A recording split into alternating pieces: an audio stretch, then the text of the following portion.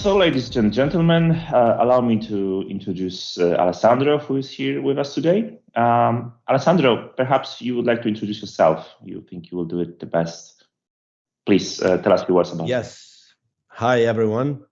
My name is Alessandro Cirinei. I've been working with Experience for just 2 years and a half. My role at the moment is Open Banking Product Lead for EMEA. Prior to that, I worked in the local markets, covering a cluster of countries as Commercial Solutions Manager, and I've always been focused on open banking since the very start of the launch of our proposition. Prior to that, I have about 25 years experience in digital marketing and digital advertising, which is obviously helps because today we are talking about digital channels, and open banking is an integral part of a digital channel. This is very powerful, and thank you for this, Alessandro. Okay, so let's start. Recently, we talked about PSD2 and who should be interested in open banking. Also, we discussed the technology and data integration and the challenges and opportunities. But as you all know, we are in Experian very much in and for the customer experience.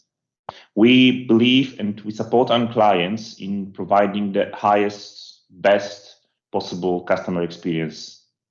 So, Alessandro, what aspects of customer experience are particularly relevant when a client designs an instant lending or a digital onboarding channel? From a user perspective, the keyword is don't make me think. So it's essential that the user doesn't stop thinking about what they have to do. From that point of view, it is therefore essential to create a totally seamless journey to be intuitive and use logics to create the user experience. Make sure that there are no breakages on the journey of any sort. And obviously, one of the key things that we have to implement is the fact that the tour should be guided. So it's very important to use relevant text, understandable images that help the navigation, ensure that we support the user with a live chat, for example, or with tooltips, or with a frequently asked questions section. At the same time, the user experience for the lender or for the bank is associated with the reduction of the bureaucracy. So a user-friendly journey, it's a journey that doesn't last very long, and it's fast, immediate, and gets to the point. So the time seems to be crucial here, but what are the benefits of the open banking journey in terms of customer experience? What can we share with our clients here? What is the most important? Open banking can be completely customized, and we can ensure that the open banking journey, it's part of the overall journey in a totally seamless fashion, first of all. So there are no breakages of the user experience. The advantages, the benefits are evident, and they are associated both with the reduction of the bureaucracy that I talked about before, and also with the identification. So I would mention 2 points.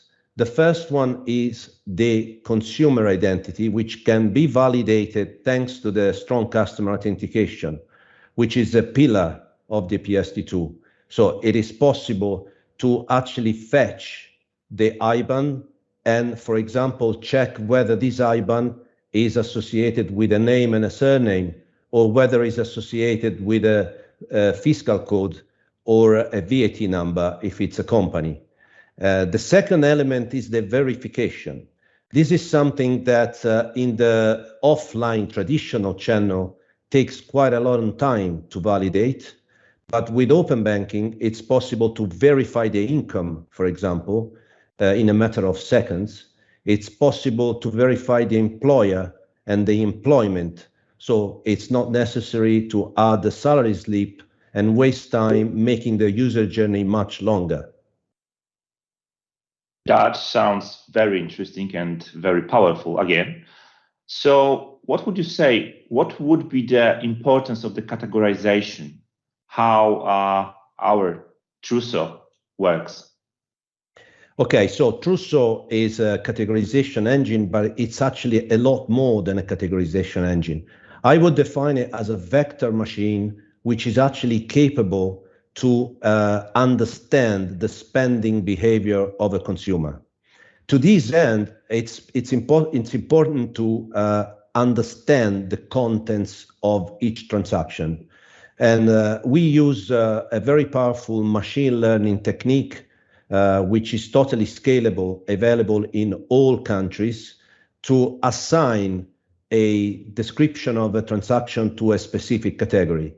We also use additional data points, like, for example, the amount, the recurrency of the payments, the code, and the final result is using a taxonomy of 94 categories for individuals and 53 categories for SMEs to actually understand the spending behavior of the payment account holder. And thanks to that, we can generate a huge amount of KPIs, which can unlock quite a number of use cases. Typically, in Experian, we work with risk departments and risk managers. But from what you've said, it seems to me like this is useful for sales, for marketing, for customer management, and for risk, of course. Are there any KPIs or any instant uplifts of the performance of the financial institution that we could share with our clients? Yes, the number of use cases you can unlock is quite a number, and the reason is that everything we do in terms of categorizing, understanding the transaction, it's done with a view to model the data. So you might wonder why we have 94 categories for the individual, and the reason is that we make sure that we have a accurate understanding, holistic view of the account, and at the same time, every single category is confident enough. So this is a very important point. In terms of use cases, as you mentioned, we cover all aspects of the credit cycle. Origination is obviously the most common use case. And for this reason, we are using the one-off consent from the user, which enable us to download the entire historical depth of the account, which is available in the API. So you have a long history and you can generate KPIs. Usually, we focus on the affordability for the users and the cash flow for the companies. And we can generate a transactional score, which has a Gini of about between 65 and 70% for individuals, and about 65% for SMEs. We can cover also early warning use cases. We do this in two ways. The first way is to use the past to predict the future. So we can forecast the cash flow of a company. We can forecast also a lot of KPIs, like important ratios, like, for example, the cash flow ratio, the debt to income ratio. So we understand whether the company is actually expected to grow or not. The second way is to use the so-called recurrent consent. So we can monitor the account for 90 days in the future. So we can check the account without having the user to perform a new strong customer authentication. And this is extremely useful to have early signals of vulnerability for users and for consumers and for companies. We also have other additional use cases for marketing, where we can segment the customers, we can cluster the merchants. So we can create predefined buckets and generate propensity index to understand, for example, the next best offer or the propensity to churn. So there are really a lot of use cases. All of them are live. So we have about 20 clients in EMEA. Most of them are working with the original transactional score for origination. We already have some numbers. So, for example, the acceptance rate of, on average, of our client improved by 10%.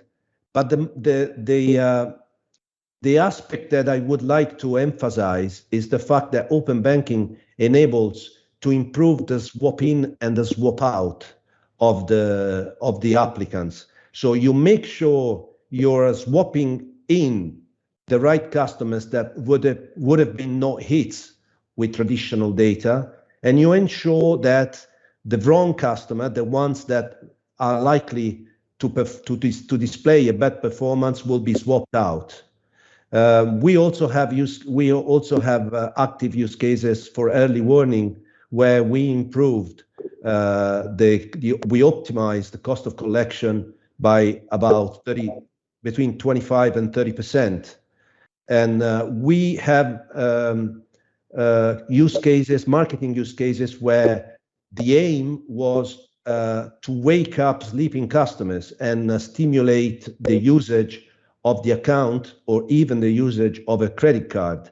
And in this sense, the performance was about 35%. So yeah, we have several use cases, and we already have a lot of evidence. I think this is very important, especially for SME with international business, to capture information from different banks and from different EMEA countries. I guess it was working not only for European Union members, but also for the other countries in Europe. Isn't this right? Yes, Truso is actually a global product. In Europe, the way we are training the engine, the taxonomies, all the KPIs, they are centralized. So if we get a client need in Spain, and we generate new KPIs for this client, we can make them available to other clients all over Europe.